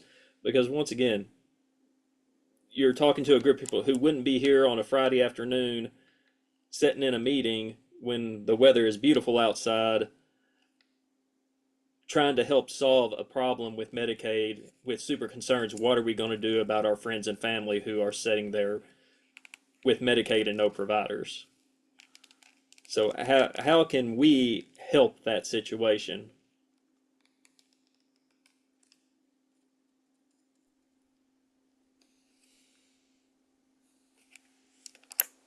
How can the TAC assist to increase the fee schedule? Is that what you're asking? Review the fee schedule, make recommendations to that, because Yeah, we welcome the TAC making recommendations, reviewing the fee schedule. It's out there on our website. We would love to have any feedback that you all could give us. I hear you all talk about new codes. Those new codes, when we put those on, go through an actuarial process to see, and we do lean on other states a lot as far as utilization. How many people are going to use this code based on what the price point is for the code, and that gives us a budgetary number for that item. And so adding a new code is a tiny, tiny little piece of a budget. So if we removed some of those codes, it still doesn't give it, it's a drop in the bucket, right? It still doesn't give us enough money to even add a dollar to a heavily utilized code. So I think it's important to know that. Somebody had brought up implants. I mean, that's such a small amount used that you're not saving any money at all by removing implants from the fee schedule, because we hardly do any. They have to be medically necessary, so there's very few done. But for the very few members that do get that, it's life changing. Um, a service that we can provide to people. So we have to find some money somewhere. I agree with that. If you all have suggestions on the fee schedule on how to do that, we would love to hear that. I know, again, like I said, we are looking at some of those codes where we pay two, sometimes three times more than anybody else. And we're trying to remove those things, seeing how much savings that will give us, if any. I'm sure it will give us some, and seeing if we can add that to some of the codes that are too low. But when you talk about adding, increasing the fee schedule, there has to be money there to be able to do that. It has to come from somewhere. So we would love to increase it. Now, you did ask about new codes. Um, so new codes, we look at all 50 other states to see what they're paying on that specific code that's new. We look at private insurance to see what they're paying on on that specific code. And then we look at the American Dental Association to see if they have anything out about that code. And we look at all those different uh, price points when we set prices for new codes. So whenever you see a new code, that's been looked at um, as far as all those different types of ways to look at it. But yes, we would love the tax feedback, comments on ways we could save money, on ways we could find money. The Department for Medicaid Services, the Cabinet for Health and Family Services, do not determine which provider groups are tied to Medicare. That is completely done through statute. Again, that's the legislature decides which groups, like hospitals. I know somebody had talked about hospital funding are directly tied to Medicare. But we encourage any support from you all from the legislation that we can get. And we encourage you all to review our fee schedules and provide feedback. If there's a code that you're losing money on, we let us know. And we'll do everything we can to try to get those codes as high as we can with the budget that we have. Let me give another example, Justin. I really do appreciate that. The rural health transformation plan. So the grant to the big beautiful bill. It seems like the dental TAC, since there's an oral health push, would be a great place for suggestions on that. I get this information because I sit on some hospital committees, and it looks like that the request is for mobile vans, and we've been through the mobile van series.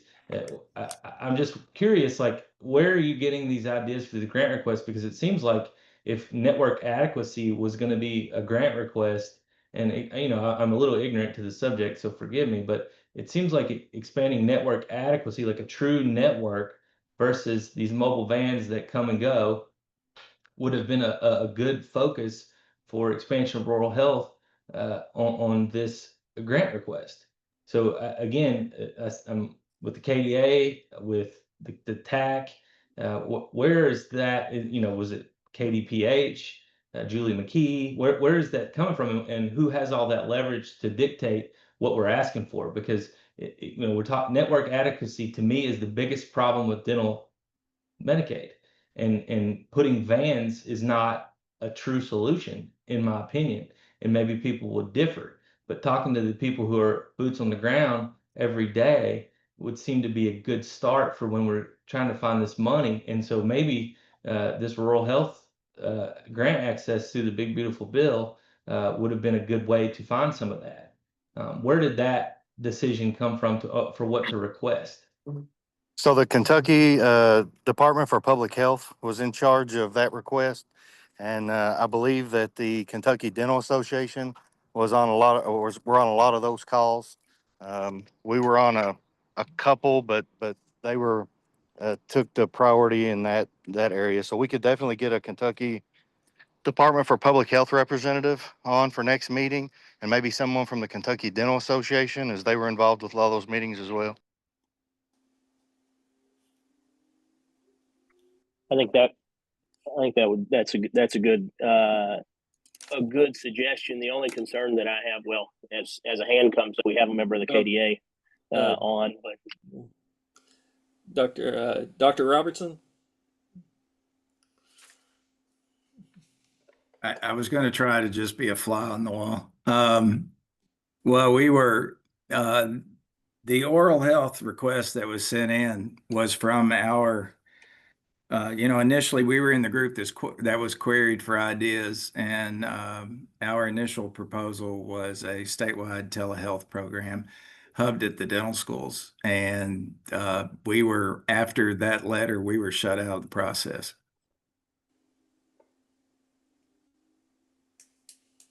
So I literally have no input on where we are. Okay, so maybe somebody from Kentucky Public Health. I thought that you all were involved. I was Justin and I misinformed. appreciate it because we would have loved to have been involved. Okay. And Justin, I'm sorry to interrupt. I thought I saw Krista. Something raised their hand. I saw a hand come up, say Krista, and then it went right back down on my screen. Wasn't me. I was just changing devices. I Okay. apologize earlier. I was in the car trying to get kiddos after school, so I'm back in front of a computer.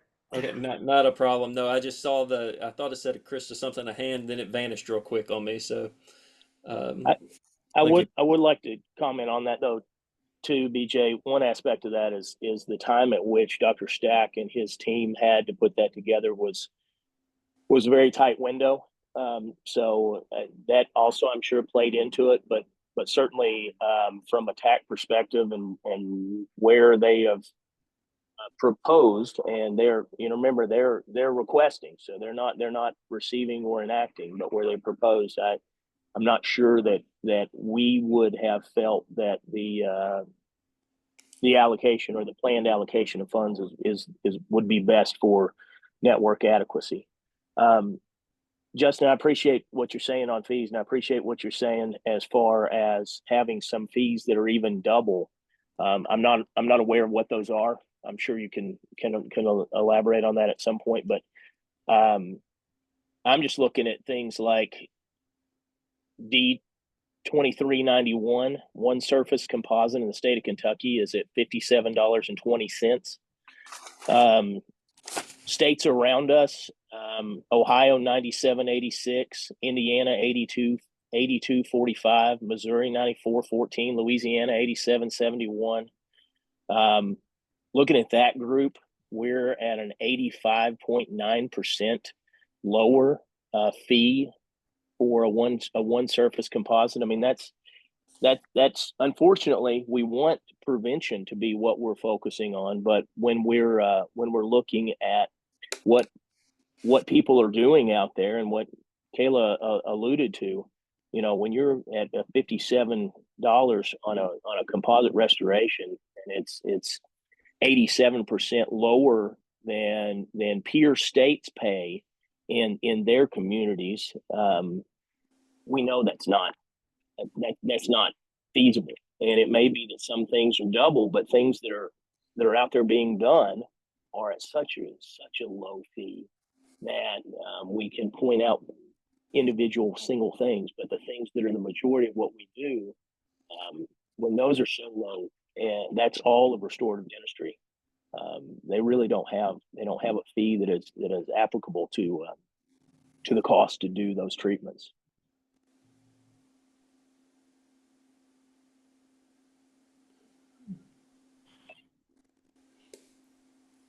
Yeah, I don't have, I mean, I know they're low. I mean, I'm with you. I mean, I agree. They're low for you all in a lot of codes. They're low for physicians in a lot of codes. They're low for physical therapists, occupational therapists, speech therapists. They're low for a lot of our providers that aren't directly tied in legislature or in legislation to the Medicare fee schedule. Completely understand Justin, that, when and the I'm gonna beat the horse again and say, but they have not. Those others, I do not believe, have been waiting since '97 and using 75% of 87 fees. From that, though, I would say that I would love to have comments from you all and others at what I can take to the Moab to make it better for all of us, at what I can try to to help from, because I'm one voice on there in a big project, and I I would I you know I like big tents, and I like big people, big groups helping that, and so we as a TAC want to see this change. But if the change is at a legislative level, then we need to address it there as well. And I appreciate any and all comments and help for me in that aspect.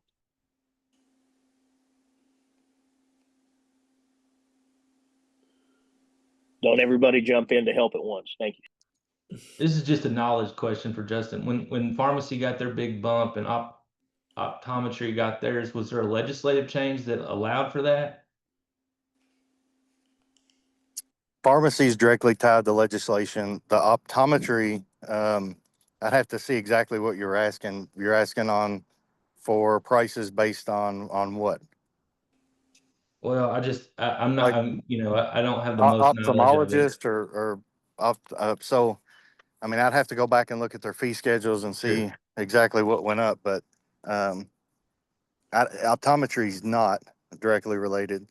Pharmacy is. So I'd have to look and see. I mean, we were able to increase some things for optometric about the same time we did for dental when we increased some of those rates.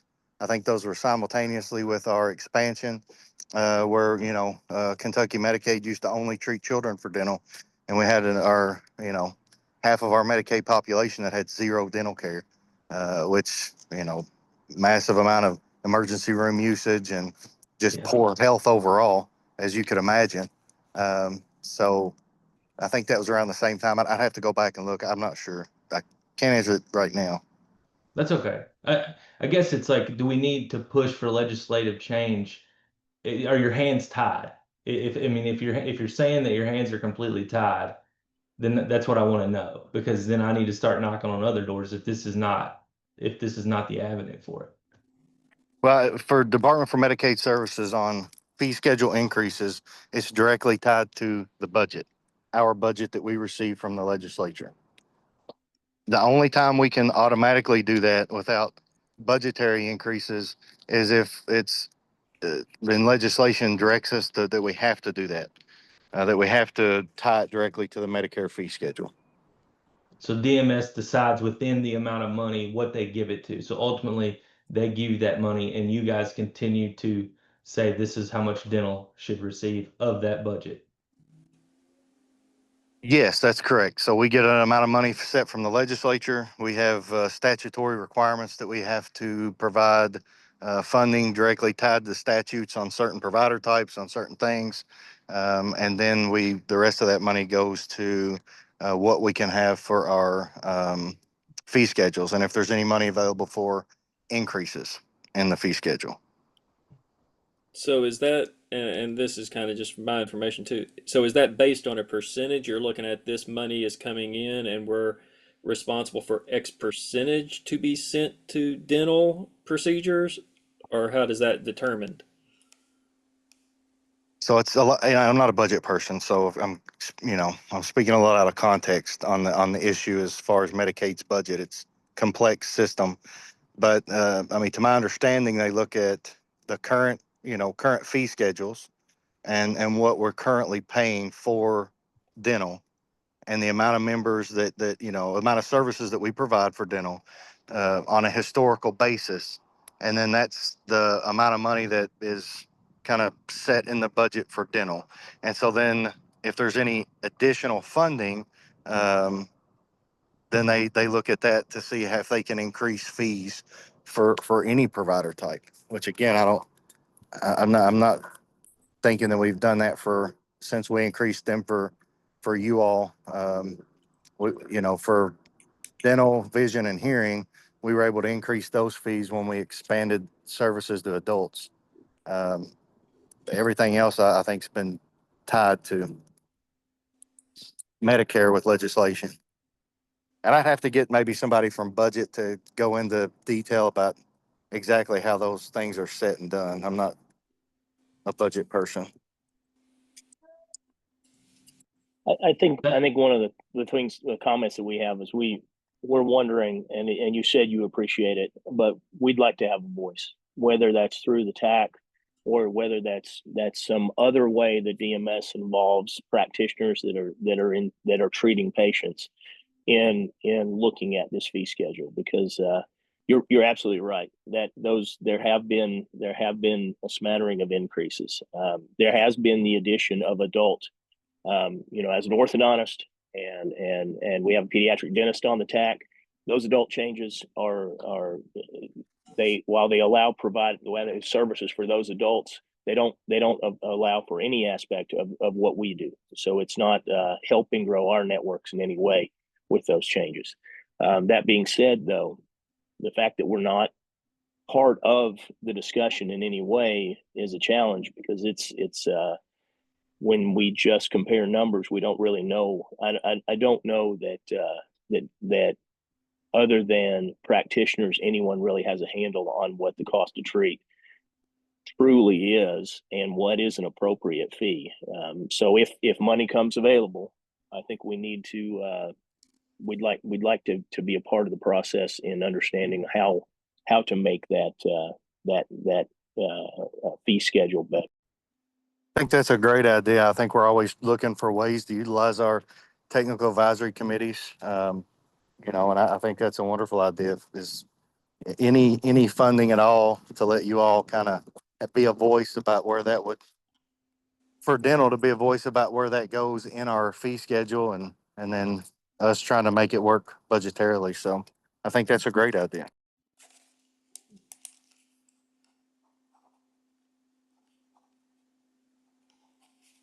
You really gotta unblur. You really gotta put yourself. We gotta see where you are, brother. You at the beach? What's going on? Yeah, I'm at Dollywood actually. So Nice. yeah, good place. Are you riding rides or are you just checking out the Christmas decorations? Oh, all the grandkids are riding rides and doing all that fun stuff. Very good. Kind of supervised.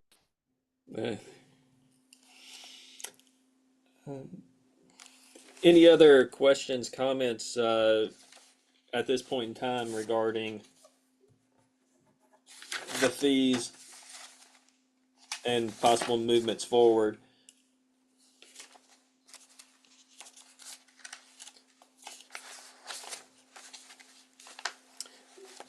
If not at this time, we'll move to, which I just lost my paper saying what was next. I don't think, I think that was kind of the last topic in new business. It was just any other topics that may need to come up at this point in time.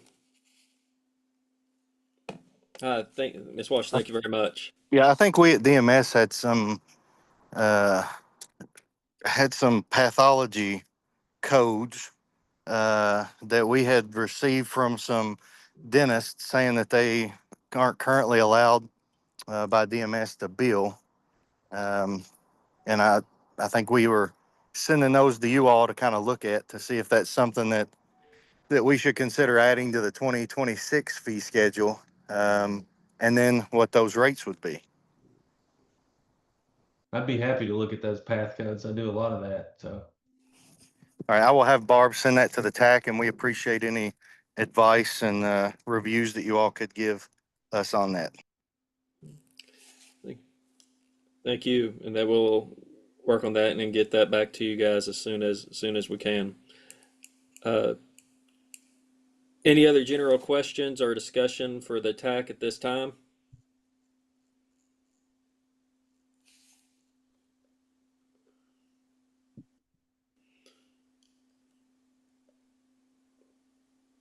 There we go. I was getting it off the screen share. Seeing none, is there any MAC recommendations that needs to be moved forward from the TAC at this time? I don't think we have any recommendations going. Justin, can you tell us when the next MAC meeting is? Yes. This is Barbara from DMS. We are actually in the process of Oh, getting yeah. our January meeting together. We had sent out a survey to I everybody filled who mine attended out. the MAC. Yay, that's great. Once we get that, we'll be putting those on the website. So Okay. Knowing that, just for information, so the way it'll work, Joe, is MAC will be January, so the odd months, and then the back is going to be the even months because by law they have to do the back ahead of the MAC. And so what it sounds like, this is not finalized, and Barb can correct me, but it sounds like the back, then the MAC, then the back, then the MAC is how it'll run. So we should be odd months, and hopefully Monday afternoons, Barbara. I've been pushing for that. Thank you. I said if it's in the morning, it does kill a whole day. And since I serve a Medicaid population that's backed up 6 months, it would really help if I could at least get through surgeries in the morning. So Absolutely. it seems then that we need to make sure that our TAC meetings are prior to your MAC meetings. So we need to kind of, as we think about the 2026 schedule, we need to also look at the MAC 2026 schedule and help determine that. Well, the survey was filled out by everyone who was on the MAC. And again, Justin just said he filled his out. And also any recommendations or formal recommendations, they get presented to the MAC. So as long as you send me a formal recommendation, if you have one, we send that over and then MAC discusses it and votes on it. So, Okay. and as I'm new to this also, Barbara, in this chair, that does not have to come out of this meeting directly. If that was come out with all members of the TAC signing off on it to give to the MAC as long as it was prior to the MAC meeting, or does it need to be reported in official minutes if for some reason It's the official minutes the and TAC everybody vote. Yeah, the TAC has to. could okay, that's Yes. what I wanted to confirm because I would assume it had to be, but Yes. so yeah, we would need to try to make sure our next meeting would be before the MAC. So the MAC has changed a little. And just to keep you in the loop of that, TAC, you have to have 50% of the quorum. So it's a little different with the MAC. And I'm not sure they're still changing those bylaws. But if you are going to vote on it, you have to have at least 50% with yay, saying yes. so is Any it recommendations, and it needs to be done formally. You need to submit formally the recommendation. so if we made a MAC recommendation, if we made a motion for a MAC recommendation here, then generally, then could we get the details together prior to, make that a little more detailed in a written format to submit, as long as it generally, we don't have the whole formal write-up as much, just the general topic is approved. Exactly. Right. So if Yes. we wanted to make a MAC recommendation about evaluation of fee schedule, we could make the motion for that, get it approved, and then we could formally write that up. And that would also be in your transcript as we're speaking right now. Perfect. Mm-hmm.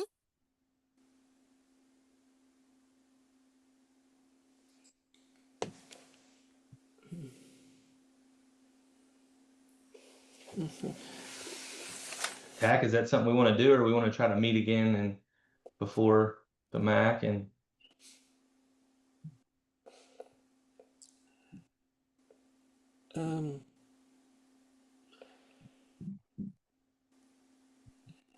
Do you have a Um, recommendation, Justin, as far as something that to bring to the MAC in your dual role? Well, it's still new to me too. But you know, kind of what Justin Derringer had mentioned about, you know, maybe make it policy that integration of the TAC, and we look at these fee schedules where there's a, you know, we're part of this carve out and they're not tied to Medicare. You know, maybe the recommendation is that we are included in these discussions when they are made, so that we know that in policy that we are going to be included.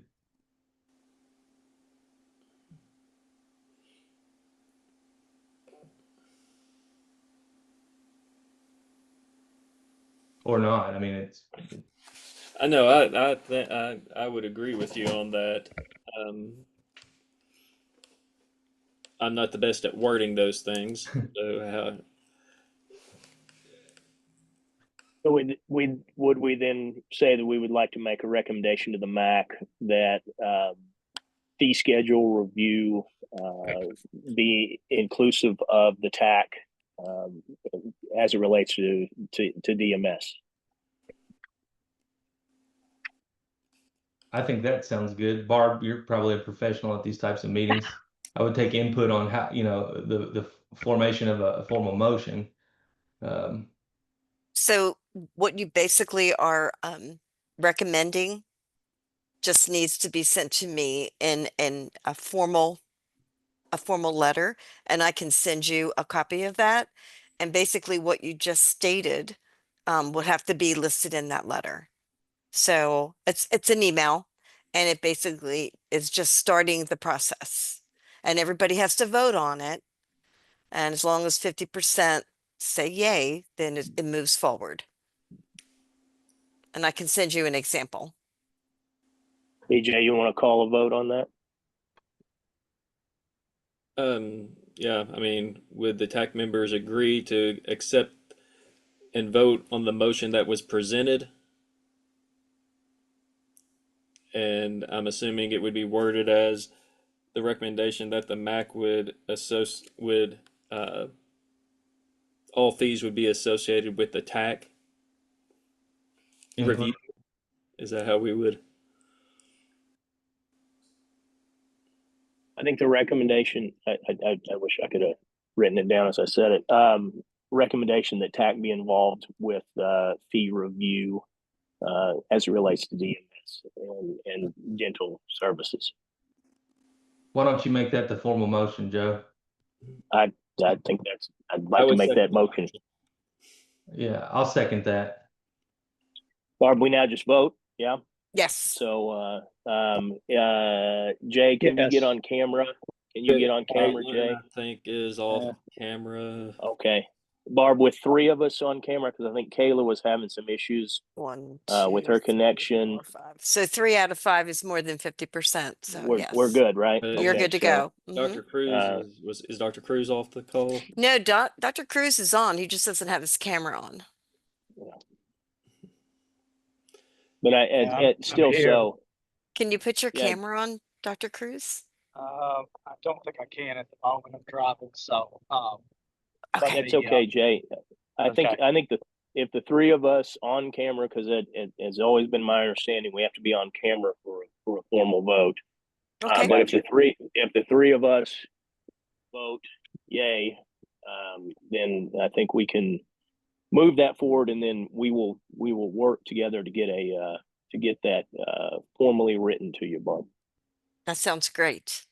Thank you. So, all in favor? Yay. Yeah. Aye. Yay. Aye. Yeah. Okay. So motion passes. Formal. All right, and so we'll work that to get that to you, Ms. Walsh. And any other topics that need to be addressed on this meeting? Hearing none, I seek for adjournment. I do just want to say, put well wishes out to Dr. Cottle. I know he's in a recovery right now, and we hope to see him back at it well. Sorry for slipping that in as you were getting ready to adjourn, but I meant to say it earlier. So, motion for adjournment. Motion. Second. All right. Thank you all for taking the time. Have a good weekend. Thank you. Have a good weekend. Thank you.